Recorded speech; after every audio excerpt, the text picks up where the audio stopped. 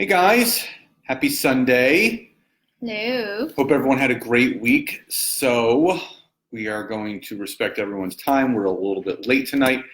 So, we're going to jump right into it. And we're talking about two things. One, being a unit and a team within a relationship, and shiny object syndrome. And I'm going to let Nancy cover that one. I'm going to go off of her because the only one I know of is, people wanting fancy cars and big houses. And hey, Jeff. Hey, Vicky, Joyce, good to see you on there. So first is the importance of being a unit and being a team. Hi, Roseanne. Hey, Steve. Diana, good to see you guys jumping on.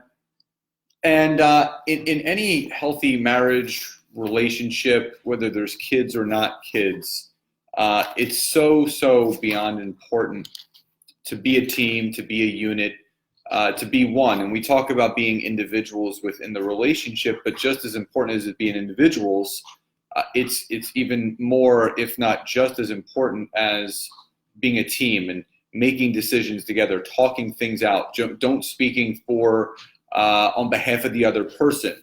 Really making decisions together to better the relationship and obviously better your futures.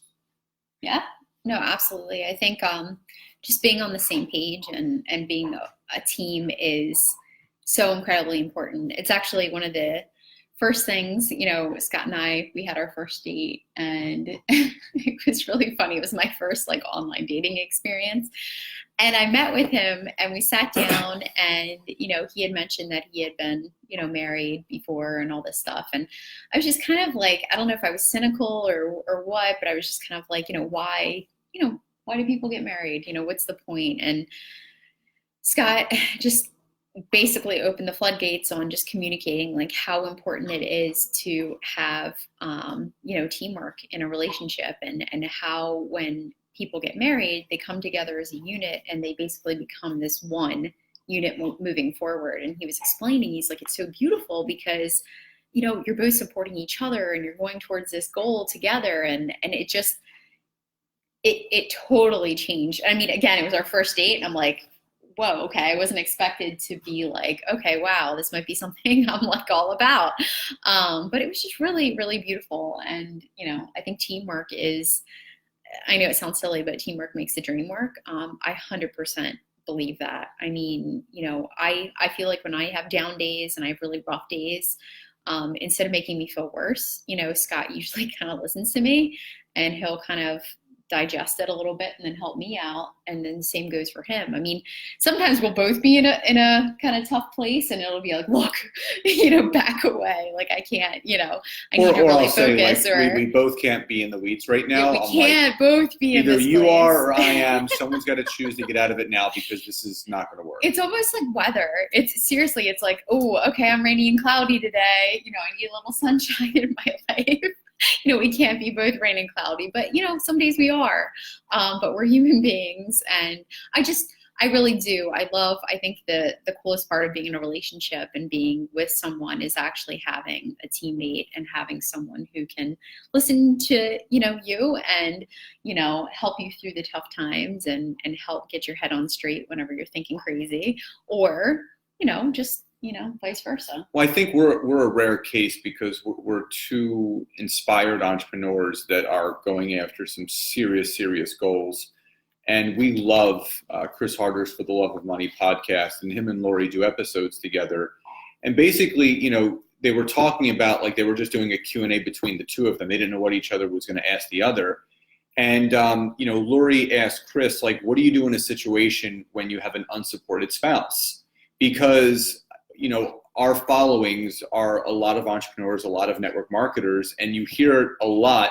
And, obviously, entrepreneurship is not male or female dominated, but network marketing is female dominated. So it's usually the husband that's supporting the wife in this crazy, entrepreneurial endeavor where they're partnered with a company and they have products and they go to these events. And it's really hard for the other partner to understand, you're going away to a conference where Vanilla Ice is going to be there, and you're this is the shakes and cleanse thing, or it's really hard for the partner to conceptualize that.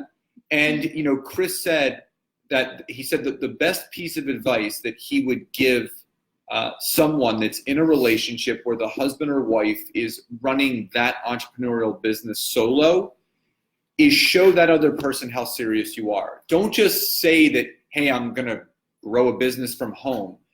Let them know how serious you are, you know, by your vision board, by, you know, your commitment to growing your business and your brand, and you committing to those events. Because the fact of the matter is, a business is a business.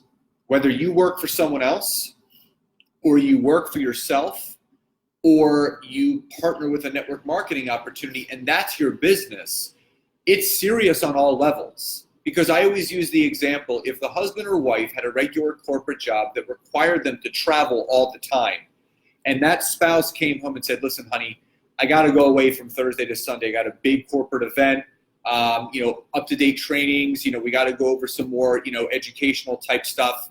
They're not going to be like, you're not going. It's one of those rah-rah things for your company's. You're not going to that. They're going to be like, no, this is part of your job. You're serious about it, and you're going to go. So what's the difference between that and someone that has a network marketing opportunity? And the answer is nothing. Zero. A business is a business, but Chris's point was the reason why there are a lot of unsupported spouses out there is because they're watching what that other person is doing. So if you're that network marketer, and I'm just paraphrasing here because this is all about supporting and being a team and a unit. If you're going in and out, you know, you're on a call, then you're not on a call. You go to an event one year and then you're not there the next year. And, you know, you say you're doing the business now, you're really serious about it. And I call it double dutching in network marketing. You're in, you're out, you're in, you're out. That's going to send missed signals to your spouse. And how could you expect them to support something that you've stopped and you started, you stopped and you started and you stopped and you started again? Just like Nancy's entrepreneurial endeavor. You know, if she's like in one day, then out the next, and in the other, then out the next, why are you smirking? No, I mean, you're in it. Yeah. But I mean, you can only expect someone to support you on what they know that you're serious about. If you were going on a weight loss journey and you said to your spouse, honey, I'm joining a gym tomorrow and I'm going to eat healthy every single day and I would like you to do it with me. If not, not a big deal. The next day you join the gym, you've rearranged your schedule, you're getting up a half hour earlier, you're at the gym every single day, you're dropping weight each week, you're cooking healthy meals for the family. Staying consistent. 5 or 6 months goes by, he knows you are dead serious about your goal. And it's with anything, with raising your kids, it's with being a team, whether it's business or personal. If something is important to you, Nancy is serious. I know she's serious.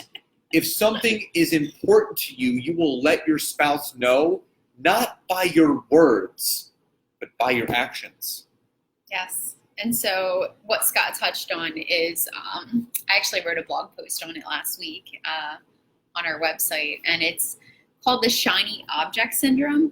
And it was such a theme for me because, God, there's so many entrepreneurs out there who struggle with shiny object syndrome. And I actually did a little research last week and I'm like, what exactly is this? And entrepreneurs and a lot of small business owners and a lot of people who still have corporate jobs might have this problem. And what it is you are blessed with this creative brain that thinks all these wonderful ideas. And it's literally, you can pop off an idea. You can pop off like $1 million idea every 5 seconds. You're like, oh my gosh, let's do this, let's do that. Entrepreneurs are so gifted because they're able to do that, and they also go against the grain, right? They're like, ooh, okay. Even network marketers, right? They're like, oh my gosh, here's a product. I'm going to take advantage. I'm going to start selling this. I can do this. Like, they think differently than the normal population, which again is a blessing. But shiny object syndrome is a curse, and it's actually one of the most common killers of, self-employment, which is you get so excited about so many ideas and you become incredibly inefficient because you are not focusing on any one idea. basically you get to that idea and you go, oh, this is so cool. And you start to implement it. You plan out the project. And then you go, all right, on to the next thing. And then you scooch over here. So I think it's incredibly important for all of us to realize, if you do suffer from shiny object syndrome, check out my blog or just search shiny object syndrome and look at some things that you can do to really help with that. Because the reason why we talk about this in our relationships is because how many people out there have these ideas and they have these dreams and they have these things that they want to do, these network marketing opportunities, these anything, right? And they complain because their spouse is like, yeah, okay, all right, whatever, here we go again. And I'm guilty of it. I'm so guilty of it. I'll get so excited about an idea or a thing or a book or, I love to write. I've shut you down a couple of times. So you have, and it's actually made me think, I'm like, holy shit, I don't want to just say anything anymore because I know, right? That I can pump out an idea a minute. Like I can just keep going. I can sit down with a notebook and just write out a million ideas. But it doesn't matter how many ideas you pump out. It doesn't matter all these things that pop up. What matters is you actually taking action and show that you're serious. And whenever you're in a relationship, okay, and I'm going to use an example. I actually have a friend of a friend who basically would always get jazzed up. I love that. What, talk is cheap, show me the money. Exactly, right? Show me the money. So yeah. A friend of a friend who had all these crazy ideas, right? She decided that she wanted to start a crafting business, and she decided that she wanted to knit sweaters or something. And what happened is she got so pumped up in her idea. Her husband was trying to be supportive. She got so pumped up in this idea, and she would knit these sweaters. It would take her literally a week to knit like a couple sweaters, and then it would take like hundreds of dollars of yarn to knit these sweaters, and then she would sell these sweaters for like $50. And so it panned out to not be such a good idea.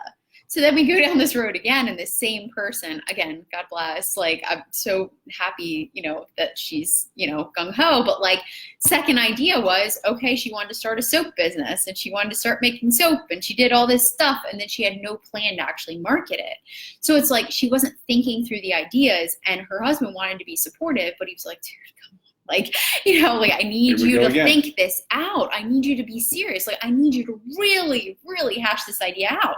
So just like Scott said, like Chris, Chris Harder and Lori, they talked about like, look, it's such a hard thing to have an unsupportive spouse, but what you've got to do is you've really got to zone in on it, and you've got to hash it out. You got to digest it. You got to buffer it, right? You got to make sure it's a good thing. And then you go.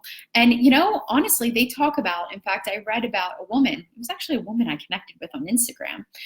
She was in a bad relationship, and she had secretly been working for 6 months. And I kid you not, she'd been secretly working for 6 months. Her ex at the time, or it was her husband at the time, but became her ex, thought that she was just listening to music and, playing games on her computer.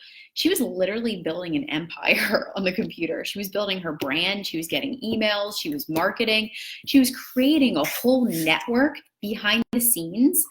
And when they basically hit like month 6, she was like, well, I'm going to leave, I'm going to do whatever. And he just didn't take her seriously. He just didn't take her seriously at all. He was so negative. I mean, anytime she even tried to mention anything, 6 months later, this woman had a business that was well over 6 figures, or I'm sorry, no, 8 figures.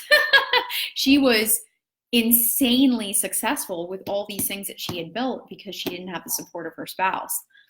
Here's the thing. Show your spouse you're serious, because they're either going to realize, holy shit, they're going somewhere. I want to go with them. Or they're going to say, holy shit, they're going somewhere. I got to make a decision. Like, what's going to happen here? Or they're just going to be like, you know what, whatever. And then they're going to realize too late. So the thing is, we really, really need to take ourselves seriously. Well, that's what Elizabeth just says. No one, including our partners, will take us seriously until we take ourselves seriously. Not in worth, but in action and results. Absolutely. Nothing speaks louder than the actions, the money, right? Yep. And the things you put in place. Okay, like just to touch on network marketing for a second, right? It's not for everyone. And you have to work really hard, right, to get the ball rolling. But then whenever you realize that it takes just certain things and you can keep going, and it's the consistency and this is staying strong and, getting through it, you can totally be amazing and succeed and achieve monumental success. Yeah. But if you kind of get going and then you kind of step back and then you stay inconsistent and you're like, oh, I'm going to do all this cool stuff and then I'm not, what's that going to give you? No, there's I forget who said it, but I was at an event once, or it was a call or a Zoom I was on, and the person said, if you were to be, running a company, so pretend your network marketing business that you have, that you're doing, you're running it obviously the way that you should as a business with your performance. So say you had a performance review up. With what you're putting into it, with what you're doing, what you're putting into it, how hard you're working at it, the consistency that you're doing, would you fire yourself? Because the fact of the matter is, this: if I was still running my gym and I had some employees that were lackluster and they were dropping the ball and things weren't going well and they had a bad performance review, I'd fire them. And most people aren't willing to look themselves in the mirror and say, shit, I should fire myself. Or give yourself that bad of a review where it's going to get you into action. The same thing can be said in a relationship. Are you putting your all into it? Are you giving it everything? Or are you just half-assing it? Because you can't blame your partner for feeling a certain way if you're not meeting them halfway. They say a relationship is 50-50 and sometimes it's 80-20. It's 100% on both people. You have to give 100% all the time. Will there be points in that relationship where the needle may sway in one direction because someone may be going through something? Absolutely. But everyone should be showing up 100% every single day, not for that other person, but for yourself. How should you want to show up every single day? I don't want to play at 60%. That sucks. I want to play at 100% every single day in every game that I'm playing in life. And there's a great book. It's called The Game of Life and How to Play It by Florence Scovel Shinn. Great book. It was written in like 1920, and it reads as it's the 1920s, but it's really good. It's called The Game of Life and How to Play It. Life is a game. And I go back to something that Nancy shared with me that Warren Buffett said, and everyone asked him, how'd you get all the money? And he said, I just pretended like I pretended like money was a video game, and I wanted to get as many points as possible. And he does have the most points in the world right now. So you have to ask yourself, how many points do you want to have? Not only in monetary value, but the value in your relationship with your partner and yourself and your businesses. Think about that. Yeah. No, it's so true. God, we're talking about it too. And this is totally maybe on a side note, but it's so awful to look at some relationships. And again, I'm sorry to say this, but I hate how lazy some people are in the relationship. Lazy as in they don't even listen to the other person if the other person even tries to communicate. What'd you say? No, seriously. And again, maybe I'm going off on tangent, but I just hate that people aren't putting the effort into making a relationship good. And, they're not taking the time to just listen to each other. And I do appreciate that about you, is literally we talk about everything and we can usually hash stuff out. We have listen more, talk less. Yeah. And we finally had some things come up where it's or we're sorting through whatever. And it's again, there's no need to scream at each other or to yell at each other. It's we're human beings. We can just talk it out. Have you been talking to me? Are you just lazy? Are you lazy, Jeff? No, you guys are so cute. Jeff and his wife have been married, over 30 years? Yeah, but they've been together for 40. It's the cutest thing ever. What's I think they were 16. Mildred, or no? Jeff, what do you call your wife? Jeff, what do you call your wife? It's so cute. Anyway, people need to see Edith, that's right. Edith. But anyway, people need to see people trying in relationships. And guys, I get it. We're still I just hate it when people are like, oh, well, you guys have only been together for, Wait for another couple wait for years. another few years or whatever. But like, again, like I, as a person, and I was even thinking about this tonight, like everybody has a background. Everybody has things that they've been through. Everybody has some kind of story that has led them to be the way that they are. And I was telling Scott tonight a little bit about my childhood. There are things about me and the way that I was as a child that make me incredibly more patient as an adult. And I am incredibly patient.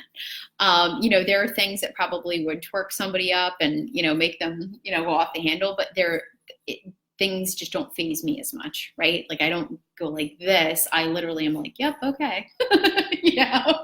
But, and there's things that Scott, has experienced in life that has led him to be the way that he is. And I honestly think that looking at this and looking at everybody's story, and again, I'm probably going off on a tangent, but I really think it's kind of beautiful that and I thought about this today, that we ended up together.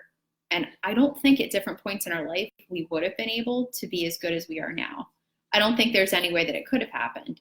It happened kind of in a beautiful harmony, like a beautiful puzzle piece. It's just literally synchronistic way that all the things that he's been through and the things that he's experienced and all the things that I've been through and led me up to literally this point, which I still say the cool thing about us is, we didn't go crazy gaga goo goo on the first date. We had a very nice first date and, I was obviously attracted to him and he was attracted to me and, all that was good. But we had about 3 or 4 months in between our first date and our next date. And we just kind of stayed in contact because we appreciated each other and, we had general respect for each other and we both knew, okay, this person has a growth mindset. I'm all about, growing and I'm entrepreneurial.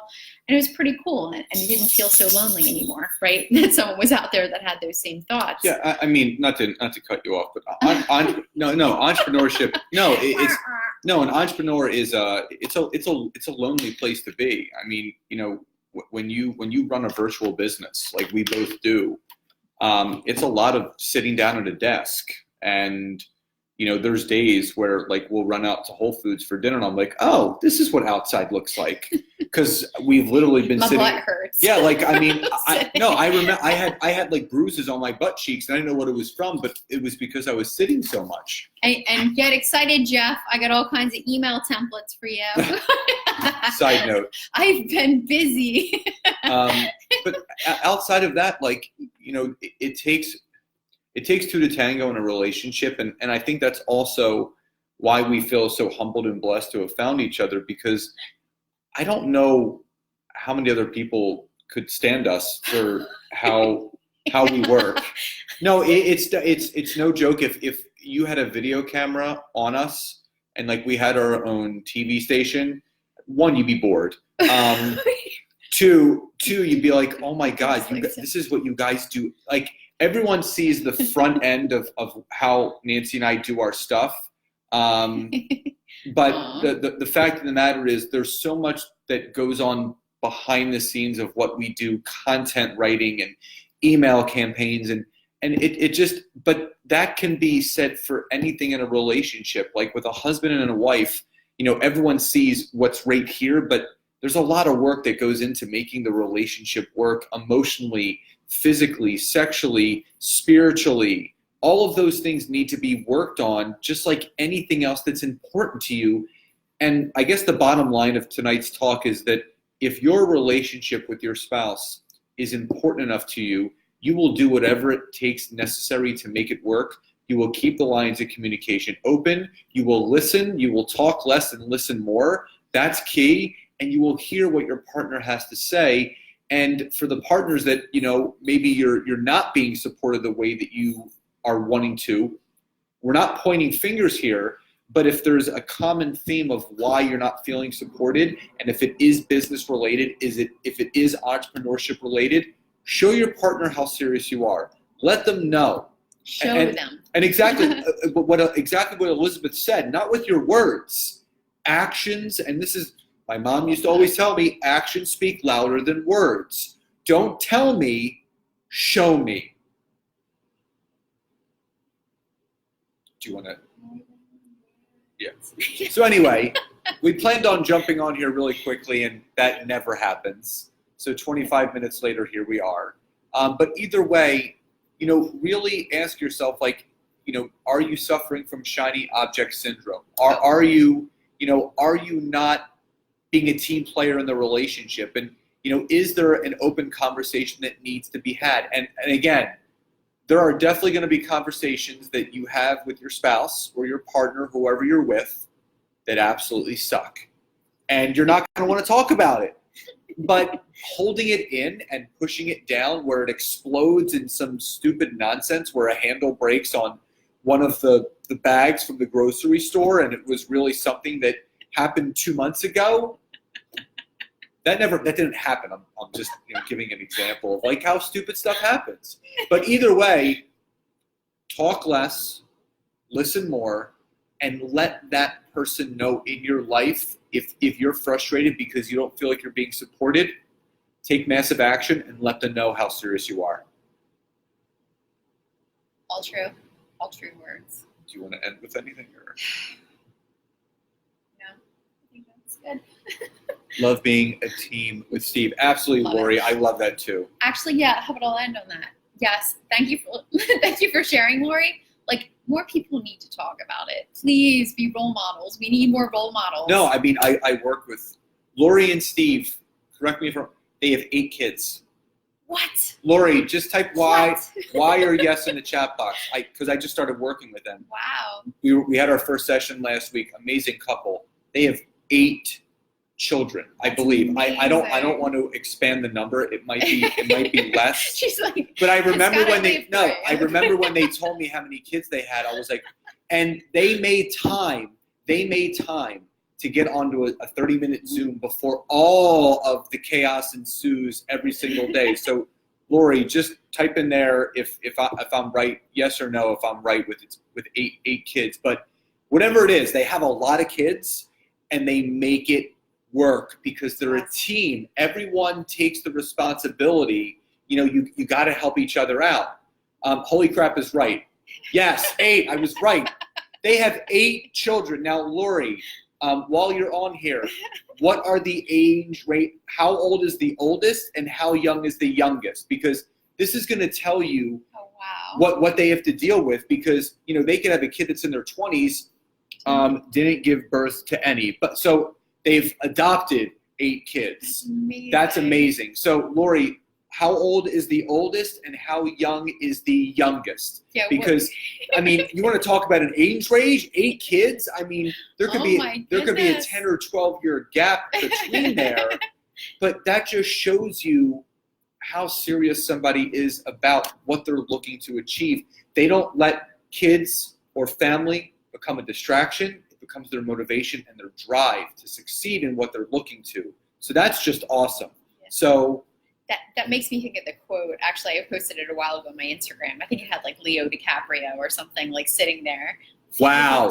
Holy So cow. they have. So whoever's on here, and if you're going to come tomorrow with some excuses, here's a woman and her husband who have 8 children. The youngest is 5 and the oldest is 30. Wow, that's so cool. That is amazing, Lori. That's crazy. You're our hero. Wow. Really, you and Steve, That's amazing. my heroes. 8. 8 kids. But it reminds me of this quote, right? And again, I posted on my Instagram quote, and it was, instead of next time you say, I don't have time, or, I can't, instead insert, it's not a priority. Yeah.